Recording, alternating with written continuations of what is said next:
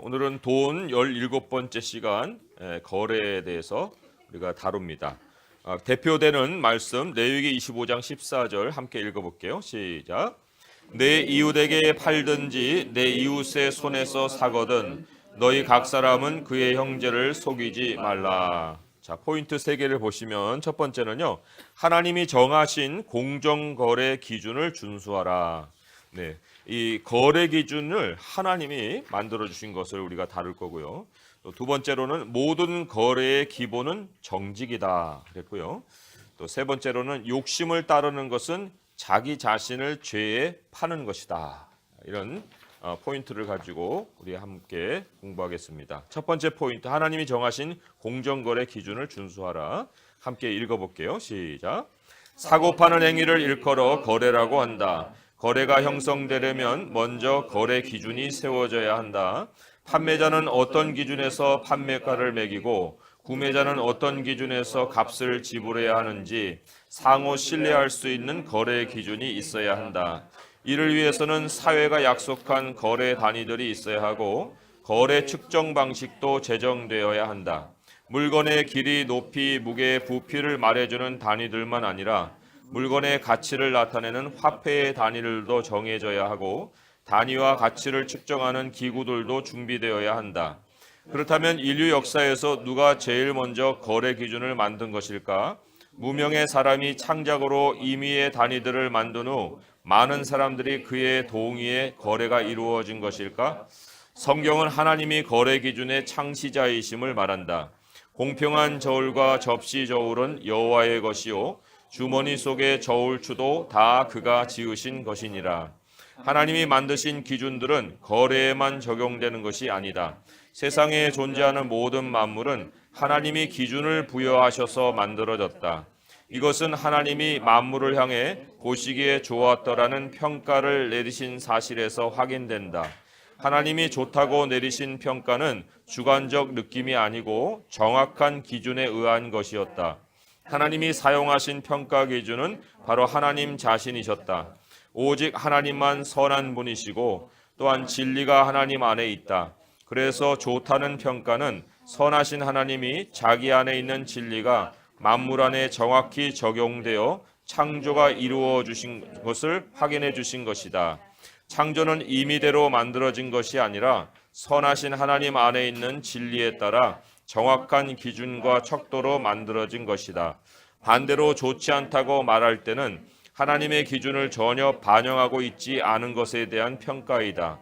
예를 들어 성경은 속이는 저울은 좋지 못한 것이니라고 말한다. 거짓 저울에는 진리가 반영돼 있지 않기 때문이다. 자, 그러면 잠언의 말씀 두 구절을 한번 찾아볼게요. 잠언 11장과 또 잠언 20장의 말씀인데요. 잠언 11장 1절의 말씀부터 찾아서 한번 보겠습니다. 어떤 말씀이 기록이 되어 있는지요. 잠언 11장 1절의 말씀 같이 한번 읽어볼게요. 시작. 속이는 저울은 여호와께서 미워하시나 공평한 주는 그가 기뻐하시느니라. 네, 여기 이 미움과 기쁨에 대해서 우리 표현이 되어 있지만은 미움이라는 것은 가증함이다라고도 번역이 될 수 있어요. 그래서 abomination으로도 번역이 되어 있습니다.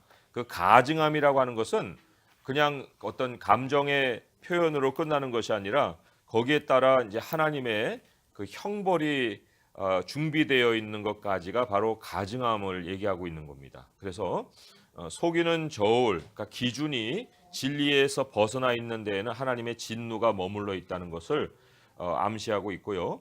그다음에 공평한 주는 그가 기뻐하심이라 했는데 이 기뻐함에 대해서는 이 창조 때 하나님의 손길 또는 하나님의 모든 행사를 대변하는 것이 기쁨이라고 볼 수가 있어요. 왜냐하니까 잠언 8장으로 한번 넘어가 보시면 잠언 8장에 그 8장 30절을 보세요. 8장 30절을 보시면 한번 같이 읽어볼까요? 시작. 내가 그 곁에 있어서 창조자가 되어 날마다 그의 기뻐하신 바가 되었으며 항상 그 앞에서 즐거워하였으며. 여기 나는 바로 지혜를 얘기하는데 그 지혜가 창조의 기준이 되어서 또 창조의 주체가 되어서 이 만물이 지어지고 있는 이런 과정을 잠언 8장이 지금 그리고 있는 거거든요. 그런데 거기에 바로 기쁨이 된 것이 바로 그 하나님이 기준 삼은 지혜였습니다. 그래서도 이 하나님은 공평한 주를 기뻐하신다라는 것이 바로 하나님의 속성을 보실 때 가장 하나님은 기쁨을 느끼십니다. 그래서 우리가 바른 기준, 진리를 가지고 사는 것이 얼마나 하나님께 기쁨인가 하는 것도 여기서 이렇게 확인을 해볼 수가 있어요. 그리고 두 번째로 찾아볼 것은 잠언 20장 10절의 말씀입니다. 잠언 20장 10절의 말씀에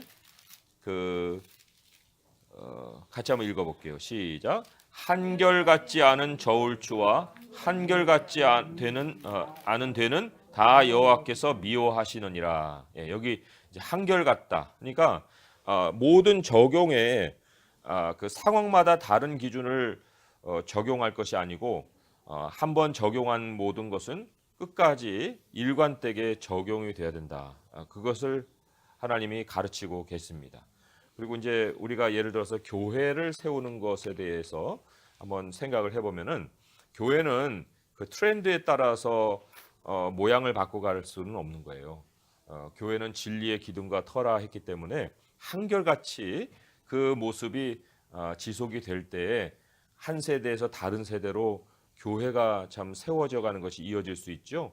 한 세대는 막 유행 따라서 뭐 랩도 부르고 뭐 했다가 그 다음에는 그 다른 세대가 따라오지도 못하고 이래 버리면 이게 한결같지 못한 모습이거든요. 그래서 우리가 이제 가정을 세울 때도 또 모든 것에는 한결같은 기준이 있어야 된다는 걸 알 수 있습니다. 자, 그럼 문제를 볼게요. 우리가 거래에서 하나님의 백성인 것을 나타낼 수 있는 표시가 있어요. 그 표시가 무엇입니까? 라고 질문을 했는데 우리가 거래는 하나님 사람들과만 하는 게 아니잖아요. 네, 세상하고도 일상으로 하는 게 거래니까 그 거래를 통해서 사실 굉장히 우리의 그 정체성을 나타낼 수 있단 말이죠. 예, 그리고 또 하나님을 나타내는 길이기도 하고요. 그래서 레위기 19장 35절, 36절의 말씀이 거기에 이제 그 기록이 되어 있습니다. 한번 같이 읽어보겠습니다. 시작. 너희는 재판할 때나 길이나 무게나 양을 잴 때 불의를 행하지 말고 공평한 저울과 공평한 추와 공평한 에바와 공평한 흰을 사용하라. 나는 너희를 인도하여 애굽 땅에서 나오게 한 너희 하나님 여호와이니라. 여기 특별히 공평함을 얘기하면서 그 기준을 얘기하면서 나는 너희를 애굽 땅에서 나오게 한 하나님이다. 이걸 강조하거든요. 애굽 땅이라는 것은 사실은 세상의 문화예요. 근데 세상의 문화에서 빠져나온 사람으로서 특징이 뭐냐 하니까 기준이 공평하다는 거죠. 그리고 여기 35절에 불의를 행하지 않는다 했는데 이 불의가 부정직함을 얘기하는 겁니다. 부정직함. 그러니까 정직하지 않은 그 기준을 사용하는 것이 결국은 부정직함인데 그 부정직함을 버리고 너가 구원받은 백성으로서 이 공평이 4번이나 반복되잖아요. 그러니까 정확한 그 진리의 기준을 가지고 사는 것이 바로 우리가 하나님의 백성인 것을 나타낼 수 있는 표시다. 그래서 거래를 하다 보면은 사실 거래에서 뒷거래도 많고 또 이 이익을 쫓기 때문에 기준이 무너질 때도 많고 그렇거든요. 그래서 그걸 생각해 볼 때 이제 두 번째 포인트가 상당히 중요한 거예요. 모든 거래의 기본은 정직이다. 이게 우리 그리스도인이 이제 지켜야 할 원칙이라고 볼 수가 있죠. 자, 그래서 이제 두 번째 포인트로 넘어가서 모든 거래의 기본은 정직이다. 신명기 전까지 같이 한번 읽어보겠습니다. 시작. 하나님은 사람이 거래를 할 때 두 개의 다른 기준을 자신이 유리한 대로 꺼내어 다르게 적용하는 것을 악행으로 규정하신다. 하나님은 사람이 거래를 하기 전에 오직 온전하고 공정한 기준을 먼저 가지고 있어야 한다고 강조하신다. 거래가 중요한 것이 아니라 원칙을 소유하고 있는 것이 중요하다는 것이다. 즉 창조의 하나님이 보여주셨듯이 어떤 일을 행하기에 앞서 진리를 소유하고 있는 것이 하나님 백성이 삶에 임하는 기본 자세여야 하는 것이다. 그런데 매우 특이한 것은 하나님이 거래의 문제를 다루실 때는 공정함만 아니라 온전함을 함께 강조하셨다는 것이다. 이것은 삶의 어떤 활동보다 거래에서 최고의 도덕성을 지녀야 하는 것을 지적하신 것이다. 이는 거래가 자신에게 영향을 끼치는 것으로 끝나지 않고 매일매일 발생하는 크고 작은 이익과의 관계를 총체적으로 지배하기 때문이다. 그러므로 남이 동의할 수 없는 자기만의 기준을 고집하거나 거짓 원칙으로 거래하는 사람은 관계의 파괴자인 것이다. 좀 굉장히 격한 표현을 쓰긴 했지만요. 실지가 바로 그렇습니다. 아무리 뭐 성품으로 사람과 관계를 해서도 그 1,000원, 2,000원 거래가 틀어져 갖고 관계가 깨져버려요. 그러니까 이게 그냥 쉽게 넘길 수 있는 문제가 아니거든요. 정직한 거래라는 것은 사실 우리의 모든 것이고 신용이고 그리스도인의 전부라고 할 수가 있어요. 신명기 25장 13절에서 16절까지 말씀. 그래서 여기 완전함이라는 거 아까 그 full이라고 하는 것 그 완전한 공정함이라는 건 full fairness거든요. full 그러니까 굉장히 그 철저한 그 강조를 하고 있는 거죠. 한번 13절부터 해서 16절까지 읽어보겠습니다. 시작. 너는 내 주머니에 두 종류의 저울추 곧 큰 것과 작은 것을 넣지 말 것이며 내 집에 두 종류의 돼 곧 큰 것과 작은 것을 두지 말 것이요 오직 온전하고 공정한 저울추를 두며 온전하고 공정한 되를 둘 것이라. 그리하면 내 하나님 여호와께서 내게 주시는 땅에서 내 날이 길리라. 이 날에 대한 것은 우리가 다음 문장에서 다루겠지만은 여기서 먼저 우리가 주목할 것이 온전하고 공정한 저울추라는 것을 두 번이나 강조했다는 거예요. 그 공정한이라는 말은 다른 데도 다 반복이 되는데 특별히 온전하고 공정한이라는 말로 이중 강조를 했거든요. 그래서 그 full이라고 할 때 거기에는 이 굉장히 그 최고의 도덕성을 하나님이 기준을 갖는 데 부여하셨다. 그래서 그 저 사람은 뭐 법 없이도 살아 하는 그것이 사실 그냥 나오는 얘기가 아니고요.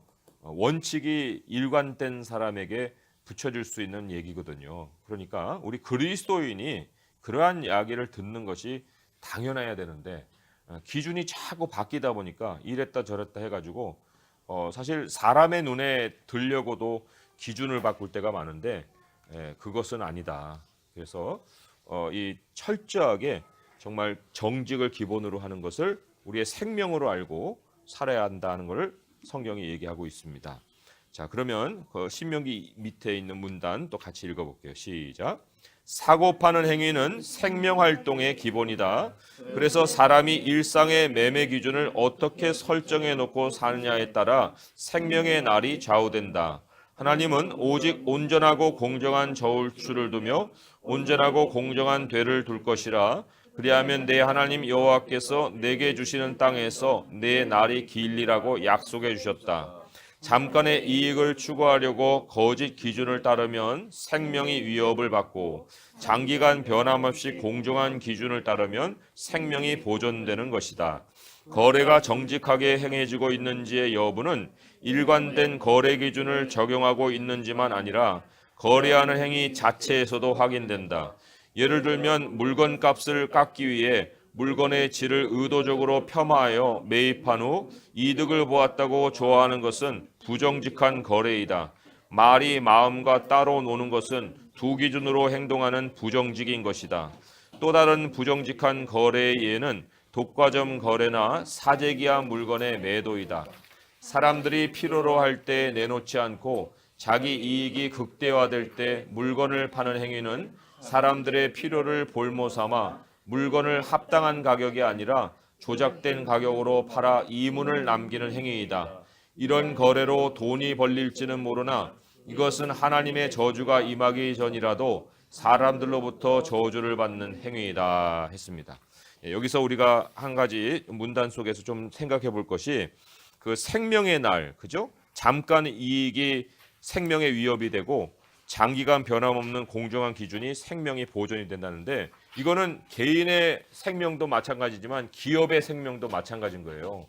기업도 생명 우리 사람들의 활동이잖아요. 그렇기 때문에 어떤 조직이 형성되기 이전에 이거는 유기적인 관계 속에서 일어나는 일이라고 볼 수 있거든요. 그러니까 우리가 그리스도인으로서 정말 하나님의 기업을 세운다 할 때 그 기업이 생명력을 가지려면은 공정한 그 거래, 정직을 기반으로 해야만 되는 것이고 그게 내 생명도 지키고 또 일하는 그 기업의 생명도 지킬 수 있다는 걸 좀 확인을 해볼 수 있고요. 그리고 거기 우리가 찾아볼 수 있는 성경 구절이 잠언 20장 10절에서 15절의 말씀인데 이제 그 부정직한 거래에 대한 것을 좀 우리가 그 예를 들어서 두 가지를 받지 않습니까? 하나는 물건값을 그냥 그 깎아가지고 그거는 어디 10절부터 해서 15절까지 한번 찾아서 읽어볼게요. 시작. 한결같지 않은 저울추와 한결같지 않은 되는 다 여호와께 미워하시느니라. 비록 아이라도 자기의 동작으로 자기 품행이 청결한 여부와 정직한 여부를 나타내느니라. 듣는 귀와 보는 귀는 눈은 다 여호와께서 지으신 것이니라. 너는 잠자기를 좋아하지 말라. 내가 빈궁하게 될까 두려우니라. 내 눈을 뜨라. 그리하면 양식이 족하리라. 물건을 사는 자가 좋지 못하다 하다가 돌아간 후에는 자랑하느니라. 세상에 금도 있고 진주도 많거니와 지혜로운 입술이 더욱 귀한 보배니라. 그러니까 우리가 지혜로운 입술로 가지고 살아야 된다는 거예요. 그런데 물건 놓고 이거 뭐 별거 없네. 이게 뭐 이렇게 나쁜 물건을 이렇게 갖다 놨어. 근데 사고는 싶어. 근데 가격이 자기 마음에 안 드는 거야. 그러니까 가격을 팍 깎으려고 물건을 막 이게 질 안 좋다고 막 거기다가 얘기를 하는 거예요. 뭐 장사하는 사람 아니 이거 오늘 아침에 뛰어오는데 뭐 아무 멀쩡한 건데 왜 자꾸 이 물건이 이상하다고 얘기하시는 거예요. 아주 뭐 이상하네 하고 하지만은 또 이제 물건 살려는 사람은 값을 깎아야 되니까. 근데 그런 거래도 부정직하다는 거예요. 왜? 마음과 말이 따로 나오는데. 그러니까 그 사람이 좋은 물건을 가지고 팔면 좋다고 얘기를 해줘야지. 그렇잖아요? 왜 그걸 좋다는 걸 좋지 않다고 자꾸 얘기를 해가지고 물건값만 깎냐 그건 얘기죠. 거기에 우리 그 저주받는 행위라고 하는 것, 그 잠언 11장 26절 괄호 안에 제가 써놨는데 그것도 한번 보세요. 사재기, 또 뭐 뭡니까 그 독과점. 예, 그래서 뭐 이번에 그 미국에서 약값을 뭐 50달러짜리를 500달러인가 뭐 5,000달러인가 올려가지고 그 사회적으로 지탄받았던 사람 한 사람 있었죠. 예, 그 뉴스에 아마 있었을 거예요. 예, 그 사람도 독과점이거든요. 그러니까 잠언 11장 26절 한번 읽어볼게요. 시작. 곡식을 내놓지 아니하는 자는 백성에게 저주를 받을 것이나 파는 자는 그의 머리에 복이 임하리라. 예, 그러니까 돈 벌지 모르지만 사회에서 완전 이런 사람을 사회 악이라고 그러나요? 뭐라고 그러나? 어쨌든 이 사람들에게 이렇게 욕 듣고 무슨 행복을 누리겠습니까? 예, 그러니까 이 거래가 정직함이 우리 모든 우리의 생활의 기본의 자세가 된다는 거고요. 문제를 보면은 한번 볼까요? 다른 사람에게 소중한 물건이에요. 그런데 그렇지만 내가 갖고 싶어. 그래서 다른 사람에게 소중한 물건을 헐값으로 매입했어요. 야, 성공했다. 그게 성공한 거래일까 하는 거고요. 또는 나는 아무것도 쓰레기 같은 거예요. 그런데 내가 쓰레기 같은 거 다른 사람도 쓰레기 같을 텐데 내게는 아무 필요나 가치도 없는 물건을 고가에 팔아 이문 남기는 거. 성공했다. 이 성공한 거래일까요? 어떨까요? 한번 아모스 8장 4절에서 10절을 보겠습니다. 그러니까 세상식으로 장사하면은 결국은 망하는 거예요. 하나님 방식이 있다는 거죠. 8장 4절에서 10절까지인데요. 한번 같이 읽어보도록 하겠습니다. 아모스 1282페이지예요. 1282페이지. 1282페이지. 아모스 8장 4절에서 10절까지 말씀이에요. 그 중에 이제 설명이 조금 필요한 건 6절에 보면은요. 은으로 힘없는 자를 사며 하는 것. 여기 은은 가치 있는 돈이 아니에요. 금이 가치 있는 돈이죠. 요즘 뭐 은 한 돈 해봐야 뭐 얼마나 되겠어요. 뭐 몇만 원밖에 되지 않잖아요. 그러니까 여기 은으로 신 한 켤레로 이제 이 사람을 노예로 삼는 이런 것이 헐값으로 귀중한 것을 얻는 것인데 어쨌든 4절부터 10절까지 같이 읽어볼게요. 시작. 가난한 자를 삼키며 땅에 힘없는 자를 망하게 하려는 자들아 이 말을 들으라. 너희가 이러기를 월삭이 언제 지나서 우리가 곡식을 팔며 안식일이 언제 지나서 우리가 밀을 내게 할꼬 에바를 작게 하고 세계를 크게 하여 거짓 저울로 속이며 은으로 힘없는 자를 사며 신 한 컬레로 가난한 자를 사며 찌꺼기 밀을 팔자 하는도다. 여호와께서 야곱의 영광을 두고 맹세하시되 내가 그들의 모든 행위를 절대로 잊지 아니하리라 하셨나니 이로 말미암아 땅이 떨지 않겠으며 그 가운데 모든 주민이 애통하지 않겠느냐. 온 땅이 강에 넘침같이 솟아오르며 애굽 강같이 뛰놀다가 나자리리라. 주 여호와의 말씀이니라. 그날에 내가 해를 대낮에 지게 하여 백주의 땅을 캄캄하게 하며 너희 절기를 애통으로 너희 모든 노래를 애곡으로 변하게 하며 모든 사람에게 굵은 배로 허리를 동이게 하며 모든 머리를 대머리가 되게 하며 독자의 죽음으로 말미암아 애통하듯 하게 하며 결국은 곤고한 날과 같게 하리라. 네, 여기에 그 말씀드린 그 두 가지 상황이 6절에 나오듯이 이 다른 사람에게 그 뭐예요? 그 가치 있는 거 그거를 아주 싼 헐값에 매입하는 경우가 은으로 힘없는 자를 사고 신 한 컬레로 가난한 자를 사는 거예요. 사람의 생명을 몇 푼 안 돼 갖고 걷어들이는 것이 하나가 있고 찌꺼기 밀을 팔자. 이거는 쓰레기 같은 건데 이거를 이제 그 팔아 가지고 남기는 거죠. 그리고 머릿속에서는 24시간 장사할 일밖에 생각이 없는 거예요. 5절에 보니까 안식일이고 주일이고 구별된 날이고 없어요. 어떻게 하면은 물건을 더 팔지? 그 생각에 그냥 머리가 꽉 차 있는 거죠. 그런데 결과적으로 하나님이 그 사람에게 어떤 일을 벌이시느냐. 9절에 보니까 이게 눈앞이 깜깜해지는 걸 얘기하는 거예요. 대낮에 그 땅이 깜깜해지는 거. 다른 사람한테는 깜깜하지 않아요. 근데 이 사람은 완전 이제 그 날벼락을 맞는 거죠. 눈앞이 하얘지는 거예요. 안 보이는 거예요. 그래가지고 그 막 머리도 다 빠지죠. 예, 그 자기 아들이 죽음과 같은 애통을 겪죠. 그러니까 이게 결코 성공한 거래가 아니다. 그래서 가치 있는 것은 가치 있게 여겨주고 또 내가 값을 당연히 지불해야 될 것은 당연히 지불하고 그래서 거래에서 내 이문만 남길 것이 아니라 상호간에 참 그 유익을 주는 거래를 하는 것이 장기적으로 그 하나님의 복을 누릴 수 있는 길이다 하는 것을 여기서 확인을 할 수가 있어요. 자, 그러면 세 번째 포인트로 옮겨가 볼게요. 욕심을 따르는 것은 자기 자신을 죄에 파는 것이다 했는데 죄라는 개념 이제 이따가 나오겠지만은 그게 하나님과의 관계 단절이거든요.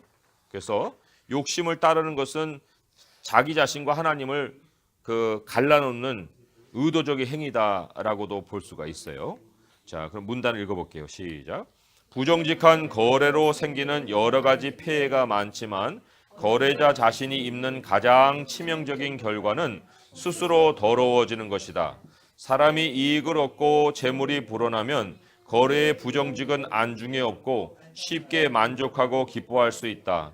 부정직한 거래로 자신이 더러워진 것은 겉으로 드러나지 않기 때문이다. 사람들은 그의 내면을 보기보다 돈 버는 능력과 재주를 부러워하고 재산 증식의 결과를 대단하게 평가할 수 있다. 하지만 사람이 더러워지면 하나님과의 소통이 끊긴다. 모든 좋은 것은 오직 하나님만 줄 수 있는데 하나님과의 소통이 끊기면 하나님이 그 사람의 기도를 듣지 않으시고 모든 좋은 것도 공급이 멈춰버린다.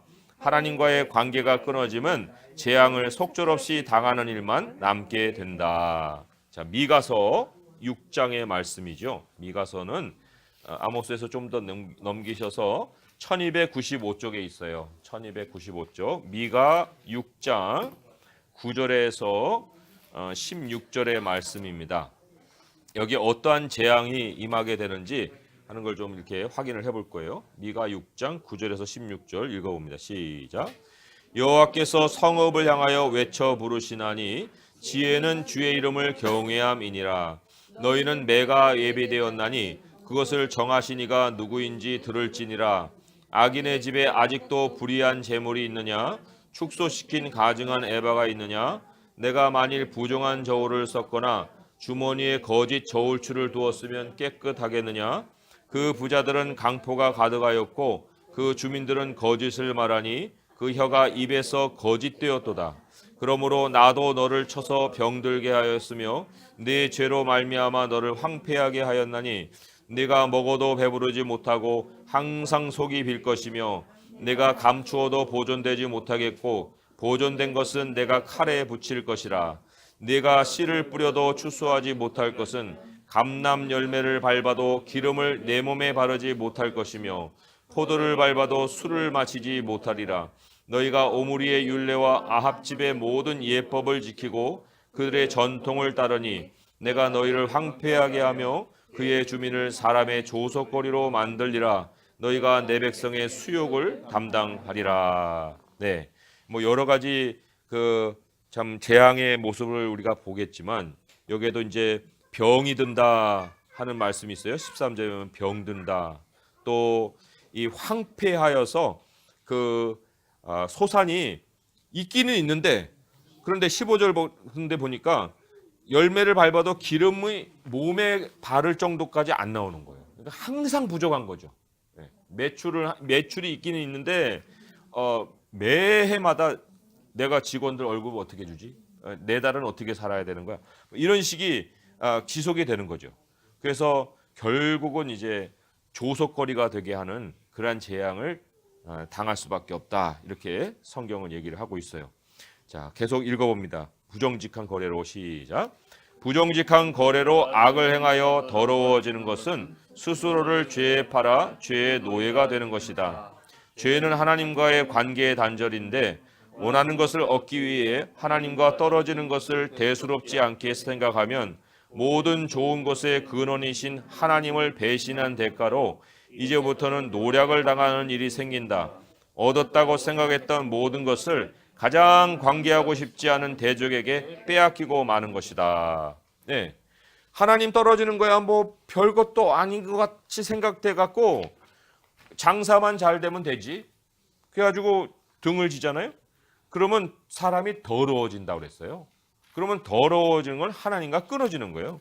그럼 끊어지면 모든 좋은 공급이 다 끊어진다는 거죠. 그래서 이 얻었다 생각하는 모든 것을 다 빼앗기게 되는 역사가 있는데 사사기 2장 사사의 역사가 다 그렇죠. 사사기 2장 13절 14절 말씀 이게 하나의 역사의 사건으로 끝나는 게 아니고요. 하나의 패턴이에요. 그래서 2장 13절 14절 읽어봅니다. 시작. 곧 그들이 여호와를 버리고 바알과 아스다롯을 섬겼으므로 여호와께서 이스라엘에게 진노하사 노략하는 자의 손에 넘겨주사 그들이 노략을 당하게 하시며 또 주위에 있는 모든 대적의 손에 팔아 넘기심에 그들이 다시는 대적을 당하지 못하였으며. 네, 여기 그래서 참 여러 가지 뭐 사회의 사례는 한두 가지가 아니고 굉장히 많은 것을 생각해 볼 수 있고 또 내부는 몰라요. 내부 사정은 몰라요. 그런데 예를 들어서 물론 이제 미국 국가의 안보 문제 때문에 그런 문제가 생겼지만은 그 화해 같은 경우에 뭐 그 회장 딸도 지금 그 체포돼 갖고 재판을 기다리고 있고 또 여러 나라가 이제 그 시스템을 이제 다 들여보내지 않겠다 하고 이렇게 거래가 끊기고 그리고 이제 세계 제1의 어떤 뭐 그 통신 회사였는데 그 명성을 잃어버릴 지금 위기에 와 있지 않습니까? 왜 그랬을까? 왜 이런 일이 벌어질까? 저는 뭐 배우의 여러 가지 그 스토리는 뭐 자세하게도 모르겠지만은 어쨌든 배우에는 다른 게 아니에요. 결국 부정직한 거래로 문어발식으로 기업을 뻗쳐놓게 되면은 나중에 당하게 돼 있다. 그거는 자명하게 찾아오는 결과다. 그래서도 우리도 어떠한 거래든지 하나님을 제쳐놓고 이익을 쫓게 되면요 결국 노략당하고 말아요. 내 것으로 남아있는 것이 하나도 없다. 자, 계속 읽어볼게요. 시작. 거래에서는 부정직만이 죄가 아니다. 인생의 시간표를 거래 시간표에 맞춰 짜는 것도 허탄한 생각을 쫓는 것이고 이것이 거래에서 범하는 큰 죄이다. 사실 인생의 모든 활동이 거래로 성사된다고 해도 과장된 말은 아니다. 하지만 인생의 목적은 거래가 아니다. 하나님의 사람이 올해는 얼마의 이문을 남기고 1년 후에는 얼마의 매출을 달성하고 이후에는 자산 규모가 꽤 큰 기업을 만들어 보겠다고 인생을 계획하는 것은 죄이다. 주님의 뜻에 따라 살아야 하는 것을 알고도 거래를 통해 이문을 남기는 일을 평생의 목표로 삼는 것은 돈을 숭배하는 죄인 것이다. 자, 야고보서 4장의 말씀. 성공 인생 해가지고 방송에 나오는 거 보면은 다 목표가 그거예요.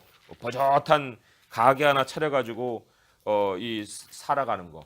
그래서 지금요 24시간 눈코 뜰 데 없이 바빠요.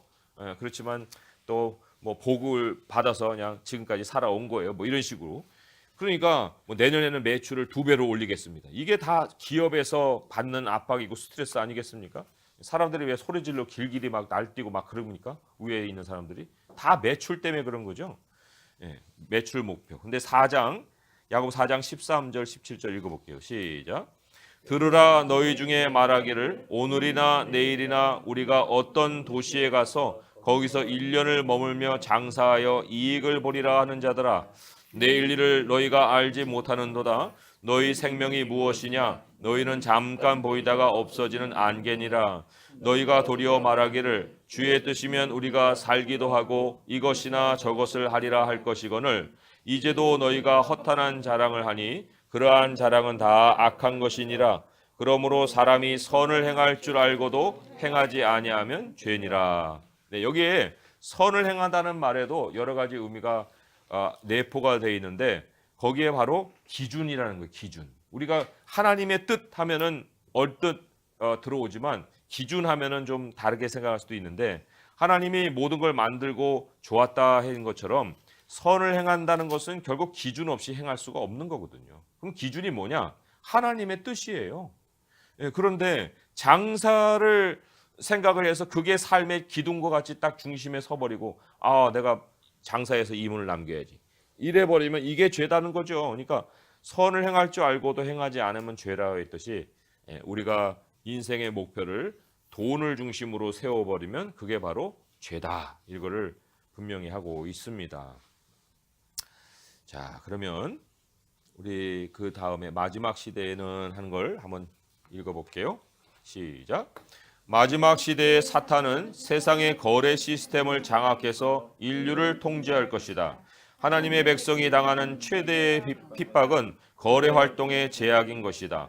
성경이 사탄의 계계를 알려주셨는데 하나님의 백성이 거래를 통한 인생 설계에만 안목이 고정되어 있다면 스스로 사탄의 밥이 되는 꼴이다. 하나님의 백성에게는 종말의 안목이 일상을 지배하는 가치관이 되어야 한다. 지나가는 외형에 마음을 두고 살 것이 아니다. 마지막 때는 모든 것이 없어진다. 그때는 아파트이든 땅이든 원하는 물건을 샀다고 기뻐할 일이 아니고 물건이 안 팔린다고 근심할 일도 아니다. 죽음 앞에서 최고의 재산은 구원받은 자신의 영혼이다. 우리는 세상의 어떤 거래에서도 사거나 팔 수 없는 영혼의 구원을 얻었다. 구원이야말로 우리가 사는 날 동안 가장 소중히 간직해야 할 재산 목록 1호이다.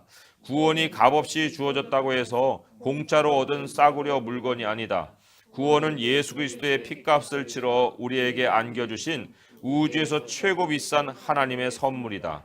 이처럼 큰 구원을 등한히 여기는 자에게는 반드시 보응이 따르고 어떤 가치 있는 것들이 생겼다고 한들 돼지코의 금고리일 뿐이다. 네, 질문이에요. 나는 하나님이 주신 하늘의 은사를 어떻게 활용하고 있는가? 거래를 통해 이익을 볼 목적으로 이용하고 있는가? 아니면 하나님의 뜻에 따라 사용하고 있는가? 이게 참 중요한 질문인데요. 거기 하나님이 팔지 말라 하는 목록이 있습니다. 그걸 한번 볼게요. 먼저는 잠언 23장이에요. 무조건 사는 것은 대환영, 파는 거는 금지. 그게 하나가 있어요.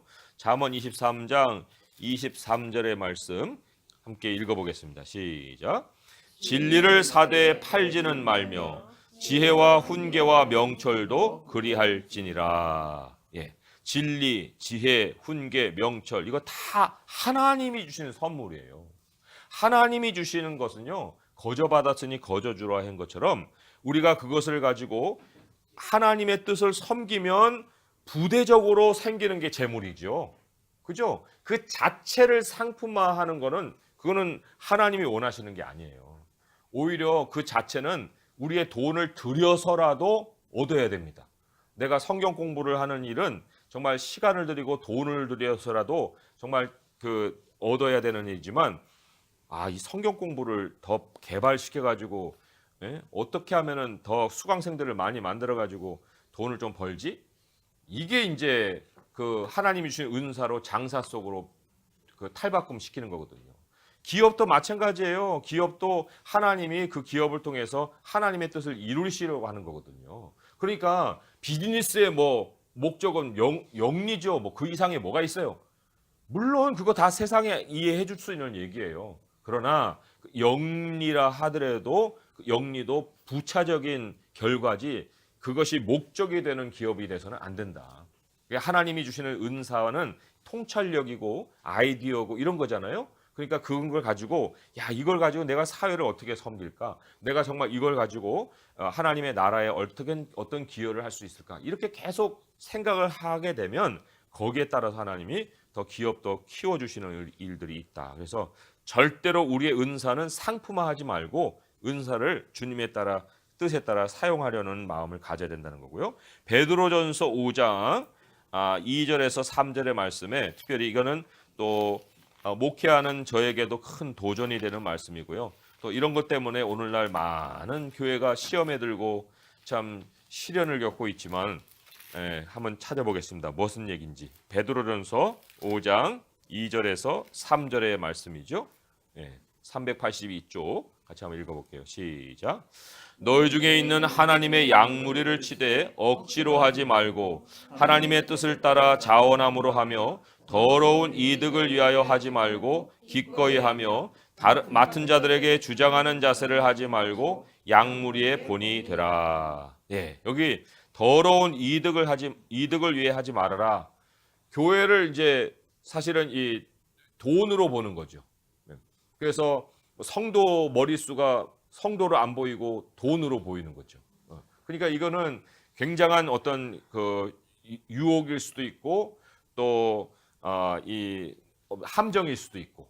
그러니까 이런 것들을 피하려면은 정말 하나님 안에서 겸손하게 하나님의 뜻을 따라 자원함으로 늘 할 수가 있어야 된다는 거예요.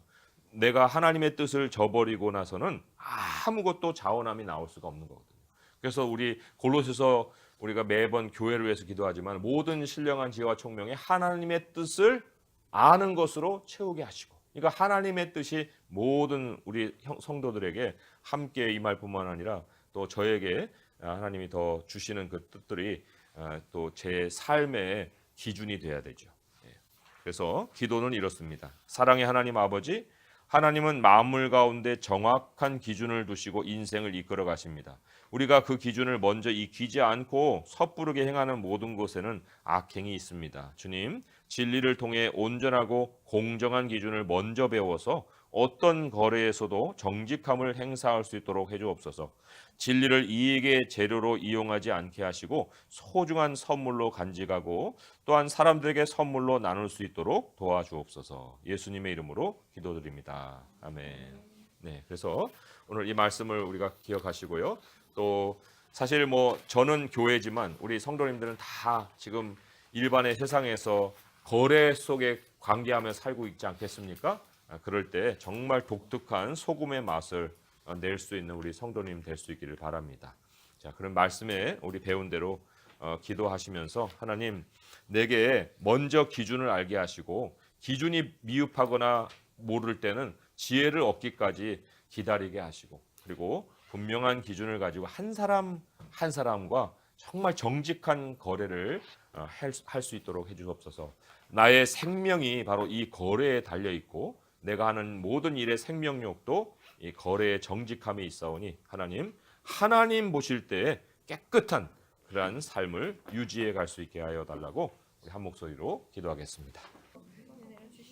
하나님 아버지, 말에나 일에나 모든 일을 다 예수 그리스도의 이름으로 하라 했습니다. 그리고 하나님께 영광을 돌리라 했습니다. 주님, 우리들의 마음의 생각이 그러하면 또 입술의 말도 그러한 위인들이 되게 하시고, 또 하나님 다른 사람들의 그 손해보다 정말 그들의 이익을 위해서 하나님 저희들의 삶을 꾸려갈 수 있도록 하여 주옵소서.